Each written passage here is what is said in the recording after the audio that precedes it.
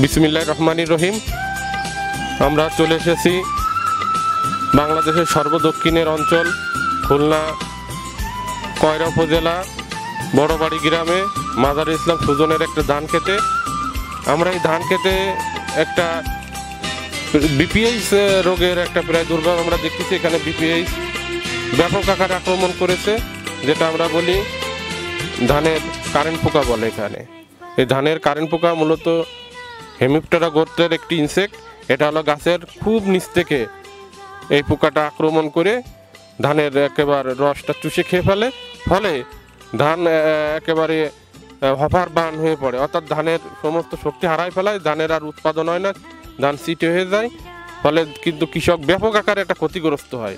তো আমরা এই ক্ষতি থেকে কৃষকদের সেভ করার জন্য এখানে এসেছি, কিভাবে তারা ভালোভাবে চাষাবাদ করে ভালো উন্নত করতে পারে, এখানে ফসল উৎপাদন করতে পারে, সেই জন্য আমরা কিছু পরামর্শ দিতে চাচ্ছি।